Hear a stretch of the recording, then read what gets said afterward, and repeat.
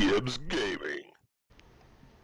Hey YouTube, and welcome back to Gibbs Gaming. This is Chris, and as you can tell, we're doing Borderlands 3 builds this time because the game is getting ready to come out, so I'm kind of trying to figure out how I'm going to play each character. Just to give you a quick rundown of each character in case you haven't seen them before. We've got Moze the Gunner, Amara the Siren, Flack the Beastmaster, and Zane the Operative. In this video, we're going to be covering Moze the Gunner. What makes her unique is that she's going to get a Digistruct that is called Iron Bear.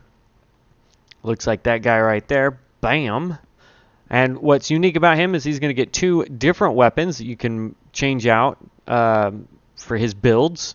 Right now I've got a minigun and a flamethrower, and I'll cover all that in this build. So we're going to start off on the page, Bottomless Mags, which is, in my opinion, probably the most useful for a solo slash co-op type play, primarily into the solo spec. So we get, of course, our minigun right off the get-go. We're going to get Cloud of Lead, all 5 points, which gives us 11.25% bonus incinerator damage, and every 4 shots will not consume ammo. Then we're also going to get Match Set, which actually helps us with our magazine size and decreases our heat per shot, so long as we're wearing a matching manufacturer of the weapon. I've got 1 point into it, which gives us minus 2.0% heat per shot and plus 2.0% magazine size. Then we're going to drop down a row. We're going to get Stoke the Embers.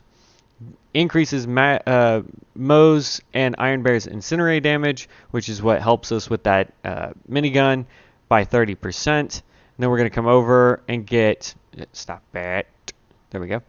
We're going to get Scrappy. While moving, Moze's handling weapon slop and mode switch speed are increased.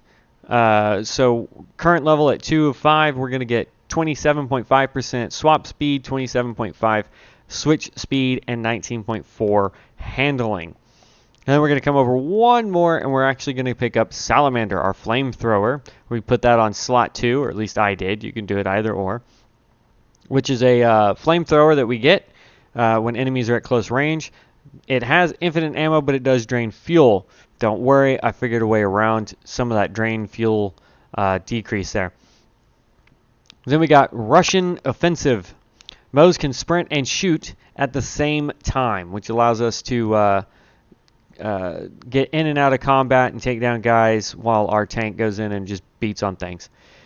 Then we've got Scorching RPMs. Moze increases fire rate and critical damage. We're going to get 12.0% fire rate increase and a 16.0% critical hit damage. Then we're going to drop down one more row. That's where we're going to get our modifications. We're going to get explosive rounds for our minigun, which increases our splash damage, but its fire rate is decreased, which actually is a good thing because that means it's going to be able to shoot longer. So the minigun fire rate is actually minus 75%, and then we're also getting damage plus 126%. Then we're going to get the Iron Bank, which gives us magazine size increase of 35.0%. Then we're going to come over one more, and we're going to get Chemical Warfare. Salamander now deals corrosive damage. Additionally, Salamander's melt damage is increased. So it converts to a corrosive damage, which will help us fight other mechas. And then it's going to increase melt damage by 50%, which helps it do even more damage.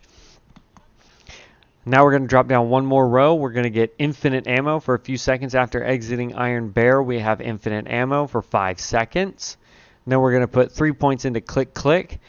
Moze gains increased gun damage as her magazine empties. The less ammo there is remaining, the greater the increase. If Moze has a COV gun equipped, she gains gun damage as her gun heats increases. So the hotter the gun gets, the more damage. The less ammo you have, the more damage, up to 36%, which is fantastic. So that covers Bottomless Mags. Now we're going to shoot over one more. This is Demolition Woman. So I did not go with the rocket launcher. I started off right here at row 1. We're getting passive ability called Deadlines. Firing Iron Bear weapons drains less fuel. Killing an enemy while Iron Bear is active increases fuel. This skill has diminishing returns, so we actually get fuel drain of minus 30% and fuel return by up to 6%. And that actually diminishes as we kill more targets. The next one, we're doing 3 of 5, which is a kill skill as well. Killing an enemy reduces Moze's remaining action skill cooldown time. This skill has diminishing returns, so we get minus 3 seconds for every kill. It does diminish every kill, but that allows us to summon Iron Bear a lot more.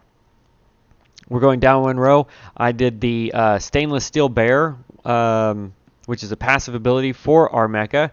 Iron Bear gains additional armor and increases maximum fuel. Iron Bear armor is plus 30%, maximum fuel is plus 20%. Drop down one more row. Moze grenades have a chance to score critical hit, dealing greatly increased damage. Sources of critical hit damage do not affect grenade critical hits. So there are some other perks that increase your critical hit damage. This does not affect your grenades, but our critical hit chance for grenades is up by 30%. After Moze exits Iron Bear, it will remain deployed in place for a short time. While Auto Bear remains active, it will target and attack nearby enemies until its duration ends. Then it will charge at an enemy and self-destruct. Auto Bear duration is 15 seconds. Then we've got Vampire.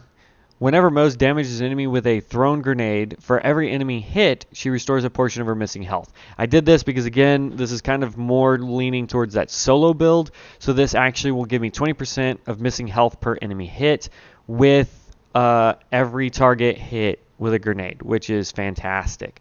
Then we're going to go over one more, and we get, why can't I carry all these grenades? Increases Moze grenade carrying capacity. I have 2 points into it, so I get 2 additional grenades. I believe that puts us up to 5 total grenades we can carry at one time. And last but not least, we have To the Last. Moze gains the ability to throw grenades while in fight for your life. If she threw a grenade before gaining second wind, a grenade is refunded. So you can actually use a grenade to get back up on your feet and continue the fight. That is the build that I did for Moze. Now, there are other perks in this tree that are beneficial if I was going to go tanky and stay in my own bear. But to be perfectly honest, it's more of a team build on this side and melee, so I just didn't go with it because I just wanted to do as much damage as fast as possible, which is what I picked. If there are perks that you think I should have picked up, if there's a different weapon style I should have gotten for this, please leave me that in the comment section below. I'm interested to see what you guys think and how you guys are going to build your characters. If you want to send me the link to what you build, all you got to do is scroll down here to where it says share your build. I am on Facebook and Twitter. Both can be found at g.i.bs Gaming.